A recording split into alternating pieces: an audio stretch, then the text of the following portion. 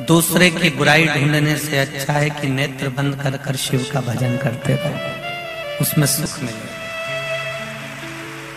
हम दूसरे की बुराई ढूंढने में अगर अपना जीवन लगा रहे हैं, हम दूसरे की बुराई ढूंढने में अपने जीवन को अगर बेकार कर रहे हैं, तो ये जीवन की सार्थकता नहीं हो सकती।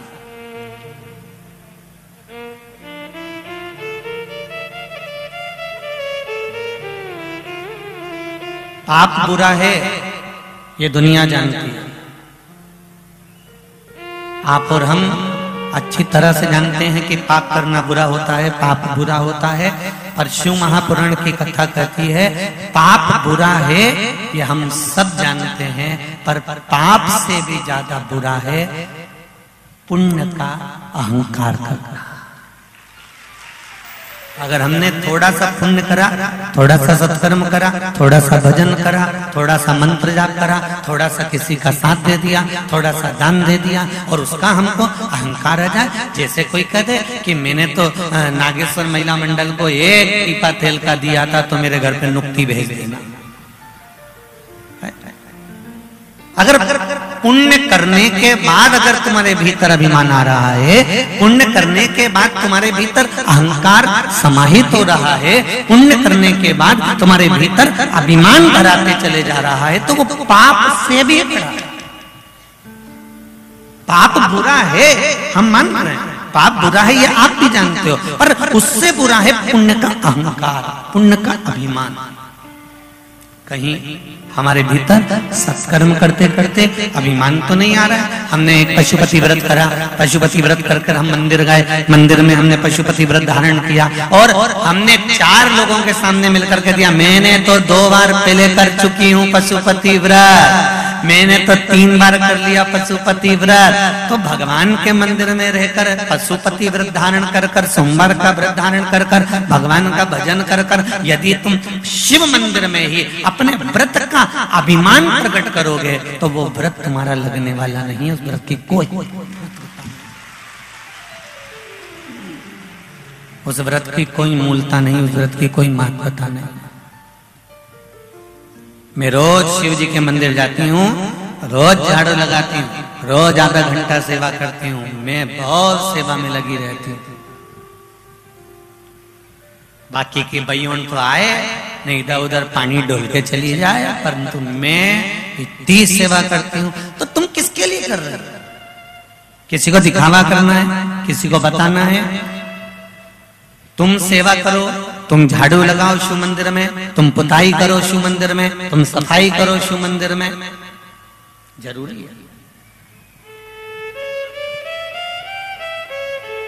पर निवेदन है, आपने जो शंकर जी के मंदिर में झाड़ू लगाई है, आपने जो निर्माल्य उठाकर विसर्जन करा है, शिव मंदिर में जाकर जो बुआरी काढ़ी है, शिव मंदिर में जाकर जो तुमने दीपदान किया है, शंकर जी के मंदिर में जाकर तुमने जो जाले साफ करे हैं, शिव मंदिर में जाकर तुमने जो पुताई करी है, एक स्मरण आपके पास रहना चाहिए कि आपको कहकर उस फल को समाप्त नहीं करना।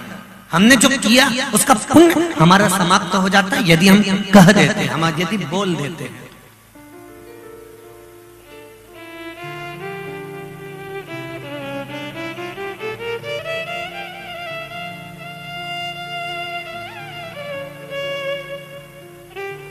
एक माता, पिता और पुत्र में एक अंतर बहुत भारी होता है कि पुत्र अपनी पत्नी के आने के बाद में अपने मम्मी पापा को, अपने माता पिता को कह देता है कि मैंने अभी दिवाली पे आपको साड़ी दिलाई है, मम्मी पहन लेना, मैंने तुमको साड़ी दिलाई है। इतने में बहू आकर कहती है इन्होंने आपको वो दिलाया था, वो पहनती क्यों नहीं हो? अब बार बार बहू आकर कहे कि इन्होंने आपको वो दिलाया था, वो क्यों नहीं पहनती हो? इन्होंने आपके लिए ये करा था, ये आपको डॉक्टर के पास लेकर गए थे, ये आपको वहां लेकर गए थे। पर कभी एक बहू ने अपने पति का पक्ष लेकर कह दिया कि इन्होंने आपको वो दिलाया था, अपने मम्मी पहना क्यों नहीं? इन्होंने आपको वो करा था, आपने ऐसा करा क्यों नहीं? इन्होंने डॉक्टर को दिखाया था, आपने ये करा क्यों नहीं? एक बहू अपने पति का पक्ष लेकर आपको कह देती है, पर एक माँ ऐसी होती है कि बच्चे को अपने गर्भ में रखा पाल पोस कर बड़ा करा और बड़ा करने के बाद उसका विवाह करा, तो माँ ने आज तक ये नहीं कहा कि मैंने अपनी रकम तोड़वाकर बहू के चढ़ावे में चढ़ाई थी,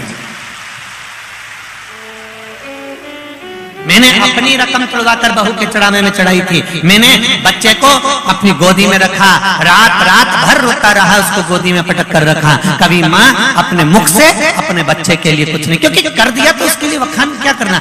माता पिता का सबसे बड़ा कर्म ये होता है कि वो बखान नहीं करते, और आज की पीढ़ी का ये कर्म होता है, नवयुवक जो है वो तुरंत कहकर बता देते हैं कि इन्होंने आपके लिए करा था, उन्होंने आपके लिए करा था, आपके लिए ऐसा किया था। और शिव महापुराण की कथा कहती है हमें अपना जो भगवत भजन है, अपना जो किया गया कर्म है, अपना जो किया हुआ नाम स्मरण है, उसको हमें बताना नहीं।